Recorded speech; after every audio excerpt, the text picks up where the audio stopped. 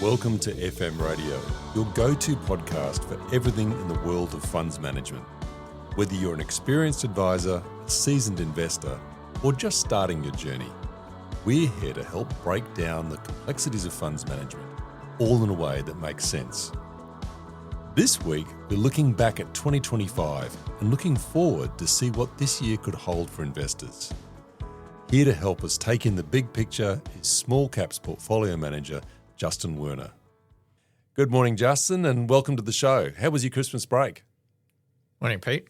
Yeah, it was really good. It was quite relaxing. Didn't do a huge amount, just sort of stayed at home, spent some time with the family, with the kids, did a few day trips. What about Santa? Did Santa leave anything under the tree? I figured that you'd probably have a labubu under the tree. Santa didn't give you that? No, I think it was sort of just the traditional socks. Traditional socks. I've looked at the labubu. To me, it looks like a Teletubby with monster teeth. So, no, I haven't got one myself either. Look, let's look into 2025. I mean, for me, the big headline grabbers in the main media, pop culture was Katy Perry kind of going into space and returning home safe again. There was the Jumbotron gotcha moment at the Coldplay concert, which made everybody feel very uncomfortable. And, of course, there was the jewellery heist at the Louvre, which, I guess that's one way to make money. But what about the honest investors who are trying to make money the old-fashioned way? What do you think was on their minds in 2025? I imagine it was probably trying to deal with all the volatility that we were seeing.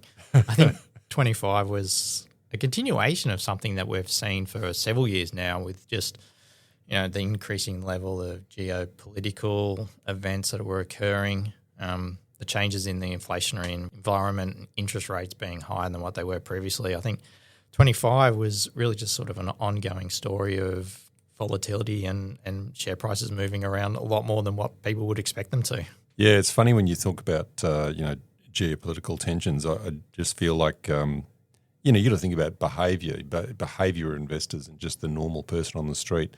The tension of feeling that the Ukraine war has been going on for years. Trump decides that he wants to kidnap a president in South America. There's all these strange things happening in the world that probably underpins some of the, I guess for some people, uncertainty about where things are going. But we are seeing a continuation, I guess, of things that we've had for years. That, as you said, interest rates, inflation, it's more of the same medicine that we've been serving up and possibly going to continue. But also in 2025, I guess we saw things like, AI. It's been a conversation point for a long time, but it just feels like it's getting bigger. It's looming in the headlights. Yeah, it certainly does.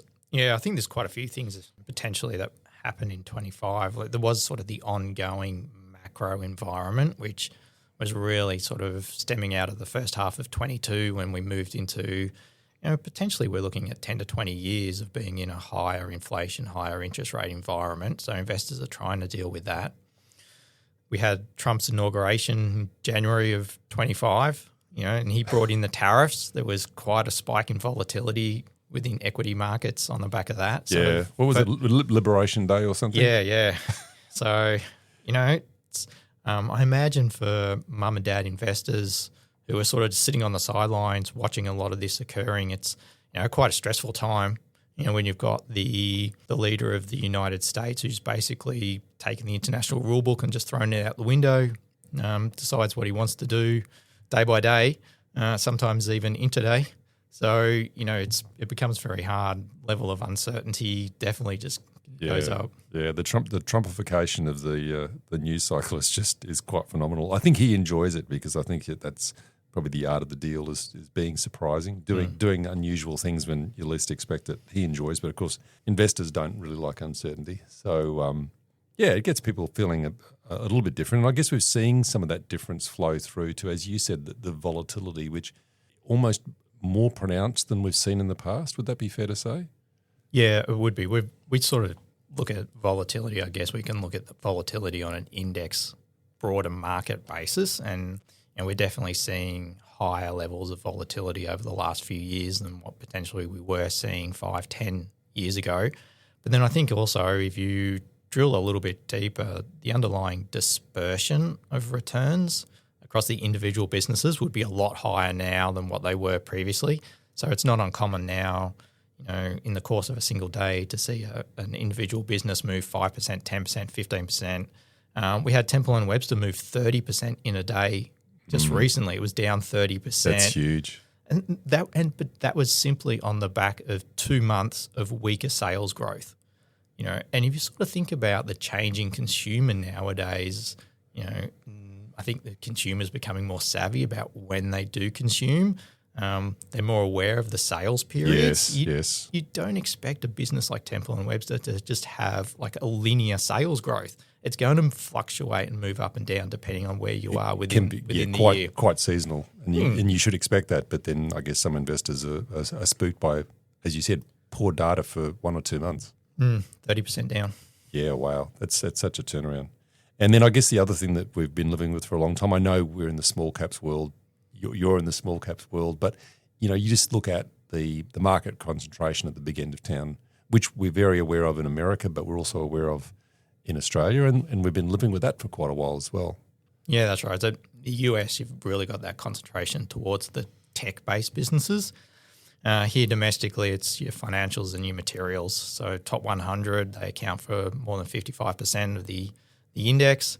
The top 10 businesses account for about 50% of the index. So it's certainly a very concentrated market here. Yeah, and how and when that may correct. I mean, we've talked in the past about is there an AI bubble? And if it did pop, is there a good or a bad way, or is there a good or a bad outcome? What are your thoughts on that? Yeah, it's really hard, I guess, not being an AI tech expert to say whether or not we're in a bubble. There's certainly a lot of talk about whether we're in a bubble. There's a lot of talk about sort of the circular transactions that are occurring across a lot of the main players in that industry. I'm not really sure if we're a bubble or not, but I think, the interesting thing is, and if any of the listeners have listened to Howard Marks's latest memo, he sort of really calls out that there's 2 different types of bubbles. If you sort of look through history, there's the mean reversion bubbles. We can sort of think of those as the bad bubbles. So these are really the financial fads. There's a lot of money invested, but we don't really end up with any progress at the end of it. The bubble bursts and we just sort of go back to where we were. So you can sort of think of the GFC in that case. And then there's sort of the better bubbles. So once again, these are sort of the inflection point bubbles. So there's still a lot of capital being invested, but we get a change in the technology and we actually get some human progress being made through the course of the bubble. You can't really tell, like the early movers, the early adopters don't always end up being the winners. So it's difficult to tell who the winners and the losers will be. But if we are in a bubble and it does burst, we are still likely to end up with some progress at the end of it. There's a lot of money at the moment being invested in infrastructure, being invested in the code to write the algorithms, in developing the models. So at least I think we've got the good type of bubble if we are in a bubble. Yeah. And speaking of things heading in a rapid climb, the gold price has been something that if we look at the start of 2025 to the end of the year, that movement is phenomenal. Yeah, it certainly was. That was definitely maybe not a highlight for us given our strategy and the fact that we don't have any exposure to gold, or we don't really have any exposure to the materials sector overall, just some sort of indirect exposure. Yeah. But so gold had a stunning run, especially across the second half of 25, which really sort of boosted the material sector overall. So once again, I guess you're sort of talking about dispersion and volatility. For us, if we look at the small ordinaries, which is really sort of the small cap benchmark, that was up 25% over the course of 25. So it was a stellar year for small caps. But if you, once again, drill down a bit deeper and you have a look across the industrials and the resources separately, then it's 2 different stories. Industrials over the course of 25 did about plus 9%. The small resources index, which is all of those miners, those materials based businesses, that was up in excess of 70%. Wow. Over the course of the year. So huge dispersions there. Yeah, 70% is phenomenal. I guess everything that goes up can come down. There's a reason why I guess we don't really gravitate towards that sector. Yeah, for us, we're really focused out sort of 5 years, and for us, predictability of earnings is a really important thing. So, when you sort of got commodity prices which move around a lot, up and down, the ability to predict a commodity price out 5 years, we think is near impossible. So given the fact that, within that mining space there's a much lower level of predictability, then that's something that we don't tend to play in. Yeah, and there's miners and there's miners. I mean, you can think of a miner and go, oh, BHP, massive, they're digging things out of the ground that, they've got locations around the world and it's massive. But you can also have miners, I guess, that haven't necessarily even got a shovel into the dirt yet. But they've got an interesting, prospects of wonderful things to happen. They're a very different animal. Yeah, and they tend to be a lot of the small cap miners too. So, we think it's once again, it's one of those differences between large cap investing and small cap investing. Like you're saying, large cap, BHP, Rio, really well diversified across mine sites, across commodity, tend to be the low cost producer, which is really important if you're a commodity based business. Small caps, that's not the case. There's some producers there, but most of the miners in that small cap space tend to be single mine, single commodity, exploration-based businesses. And if things turn the wrong way, it can actually turn the wrong way quite quickly, I guess, because of the margins, because of the reliance on, one particular resource. Yeah, that's correct. So, no fault of their own. They get commodity price weakness. That really impacts their revenues. Cost base doesn't change. Quite often there's a bit of leverage in there as well. So, tends to be quite a high failure rate over the longer term. So to stay in that space of I guess, digging up things that are precious, I mean, we talk in the past quite a bit at Elston when we talk about small caps, we talk about, discovering the small gems, and I guess that's something that you're doing all the time. Given that we're not playing in that roller coaster environment of resources, are there still things that you're looking to that you would want to add to the portfolio? Where do you see the opportunities, those little gems that you can add to, Elston emerging leaders? Yeah, even though the index, the small ords, did plus 25% last year, which was a really good year, the fact that the industrials, which is really the space where we're playing, only did plus 9%, we still think there's a lot of value in that industrial space. So for us, that really means within technology, healthcare, and consumer discretionary. And we think that small caps over the last 3 years have underperformed. The fact that the small ords outperformed large cap last year was really because of the materials-based businesses. So we still think there's a lot of value in those sort of non-materials related sectors within the small cap space. Yeah, and you're very specific about how you go about your business. And like we talked about, Morningstar, and when they might, plot a matrix of, different, small cap strategies, what they're looking for, how they sit on the grid. I mean, I think, Elston Emerging Leaders sits in a very specific spot and doesn't really waver much from that, very true to label. Is that fair enough to say? Yeah, certainly. So I think, when we were putting the strategy together just over 5 years ago, being true to label was one of our key tenets. And we wanted to be true to label small cap. We wanted to be true label quality. Being true label quality tends to also result in being more growth related. So if you look at our Morningstar style chart, and I guess for listeners who aren't familiar with it, you can sort of think of it as a 4-quadrant chart. On the y-axis, you sort of have market capitalization. So you start off at the bottom of the chart, micro cap, and that goes all the way through to giant businesses at the top of the chart. And then on the x-axis, you move from sort of deep value across to really high growth businesses. And we tend to sit in sort of that lower right quadrant. We tend to be more skewed to being small caps compared to our peers and the index. And we also tend to be skewed towards being more higher growth, which is really just reflective of the fact that we think we're higher quality businesses, which tend to generate the growth. So, and sort of our plot within that has been quite tight as well. Mm. So, we think that's evident of the fact that we're pretty disciplined in how we apply our process, pretty disciplined in trying to generate repeatable outcomes. But we also think that it's good for end investors as well, because, they know what they should expect from our strategy. And if they're looking to blend us with another small cap manager, then, we think they could do that really well, blending us with someone who's potentially maybe more mid cap, or maybe a little bit more towards the center. So a bit more style neutral, or even a little bit more value in sort of their investment philosophy. Yeah. And given that we, as you said, we're true to label, it means we're not going to go, wandering off the reservation, looking for things that just are not part of who we are. You would still be looking for opportunities. And I wonder, we talked about some of the volatility, whether that in 2025 actually presented some opportunities in terms of companies that you've liked, companies that you've been watching, doing your research and homework, meeting with management, but they haven't quite been the right price. Has the volatility helped you to finally be able to press the button on something that you like the look of? Certainly has. It's the flip side of volatility. So on one side of the coin, volatility is very frustrating to deal with.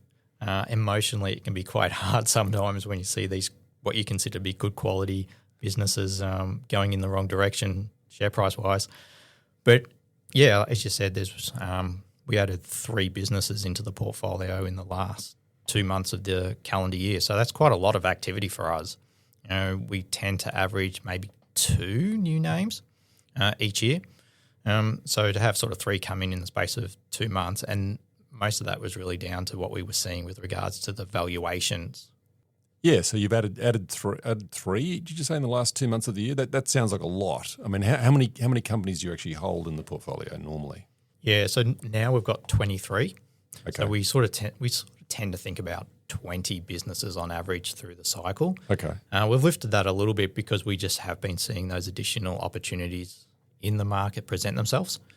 So yeah, we own 23 at the moment. We've owned 34 over the last 5 years. So there's sort of been 10 businesses which have taken out, so about two businesses a year. So the 3 that we added in, some of those businesses we'd been looking at for quite a while. So one of them was Catapult Sports. That was a business that we originally approved to go into the portfolio. So, we felt like it has the quality characteristics that we're looking for. So we felt it was ready to go into the portfolio in May of 25. Valuation just didn't stack up at that point in time. So getting into the portfolio is really a function of it's got to have the quality, and it's also got to have the valuation. We've got to be able to get a reasonable expected total return out of it over the next 5 years, and we just weren't seeing that in CAT in May. It wasn't until November when its share price came back quite a bit, that valuation improved. It got to the point where it was sitting above our investment hurdle, and so then we were ready to put it into the portfolio. So I'm a bit of a dunce when it comes to Catapult. It sounds like something that used to storm a medieval castle. But what does Catapult actually do? Yeah, so Catapult Sports, Australian business which has global operations. It's all about professional athlete performance tracking and health. So listeners who watch the AFL, the NRL, listeners who watch the Ashes over the summer probably would have seen quite a few of the cricketers wearing their Catapult vests.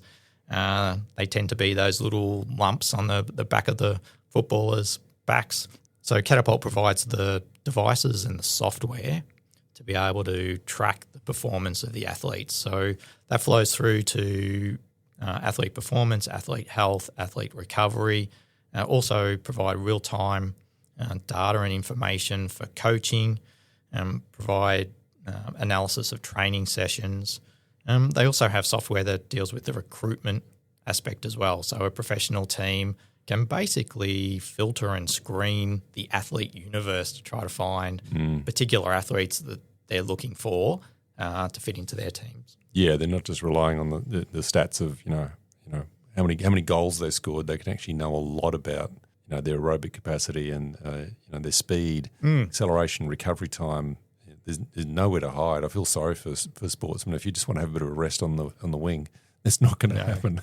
Nowhere to hide now. Nowhere to hide. And sport's a massive industry. Like you talked about the Ashes. Yes, I have seen the English cricketers. I can see it through their whites. They've got the vest on, but it's pretty global, isn't it? I mean, sport in America is huge. Yeah, it certainly is. It's one of the characteristics which we tend to look at is large global addressable markets. That's certainly one thing that CAT has going for it. Its main markets are the US and Europe. In the US, it's all about NFL, college football. In Europe, they're number one across the European soccer. So very large addressable markets. Professional sporting teams are looking for any edge that they can get. So they're all adopting technology to some degree. They're all prepared to bring Catapult into the fold and really sort of benefit from that. So we think, well, Catapult Management talk about 20,000 professional teams globally. They think there's at least 10 to 12,000 professional teams which they could sell their product to. And the moment they have less than 5,000. So, there's a lot of scope for them to be able to increase the number of teams that they sell to, but then also increase the revenue per team by simply increasing the amount of product that they sell to each team. Yeah, it could become, quite a valuable brand, growing into the future. So, that is exciting. I love hearing about, companies that I'm not actually aware of, but, companies that have got, potential big upside is pretty cool. The other thing we just mentioned before, we did talk about AI. And when I think of AI, I think of America and I think of, billionaires and trillionaires and how they're changing the way we're all going to work and consume. But I guess, are there any opportunities for, small caps in Australia to participate in what's obviously going on? There's a lot happening and there's a lot of money being invested in different areas. Can Australian small caps serve up an opportunity for you? Yeah, it's probably not like a direct exposure that we can get. So we do have some indirect exposure, though I would have thought, like through to AI. So, if you sort of think of AI, think about quite a lot of data centers. We've held Megaport in the portfolio for quite a long time now. Megaport's primary product connects data centers. So, just a sort of an indirect beneficiary of increasing traffic from data center to data center. And then one of the other businesses which we just recently added was Southern Cross Electrical Engineering. So they're electrical contractors. So probably a slightly different type of business than what we would normally have in the portfolio, but one that ticks a lot of the boxes that we look for. So a really good management team, really well run business, got a really strong track record of contract selection and execution, very strong balance sheet, competitive moat sitting around the business. They basically generate revenue through providing electrical contracting services across resource, infrastructure and commercial-based projects. And then within that infrastructure segment, we think they've got exposure to quite a few tailwinds. They've got exposure to the renewables tailwinds, so the rewiring of the grid nationally. They do quite a lot of battery-based projects. And then one of the other tailwinds within the infrastructure segment is the exposure to data centers. So coming back to AI requires data centers. The expectation is something like $5 billion worth of data centers will be built each year for at least the next 5 years. Of that spend to build a data center, something like 40% is to do with the electrical works. Oh, wow. So, we see quite hopefully a strong runway going forward for the ability for Southern Cross to be able to continue just growing their revenues on the back of that increasing investment in data centers. Yeah. I mean, as you said, on the surface, it doesn't sound like a very sexy AI story, but you don't have to be Apple or Tesla to be, changing the world. As you said, all of these things need massive infrastructure. The data centers are huge, and if you can become a key supplier to what's going on in the building of that infrastructure, that's really important. That's really interesting. I quite like that. I wasn't really even aware of that. Especially for us, I guess, because it still has to tick those primary boxes that we're looking at. It still has to be a high-quality business, a really strong balance sheet, really well-run. It needs to have sort of the competitive advantages. We were just fortunate enough to be able to find this business inside of a sector where we think those tailwinds will be prevalent over the next 5 years. Yeah, that's brilliant.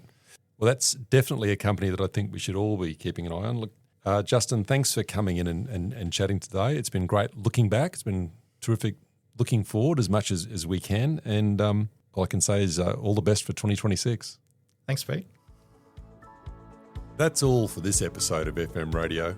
I hope you can join us again soon as we tune into another aspect of funds management that affects you and your clients. FM Radio was recorded at Elston House, and today's guest was Elston Portfolio Manager Justin Woerner. For more FM Radio episodes and full transcripts, visit elston.com.au. And if you'd like to subscribe to our podcast series so you don't miss a thing, You'll find FM radio on your favourite platforms, including Spotify and Apple Podcasts. The information provided in this podcast is general in nature. You must consider your own circumstances prior to making any investment. For more information, go to elston.com.au or speak to your financial advisor. Elston Asset Management is authorised by EP Financial Services, AFSL number 325252.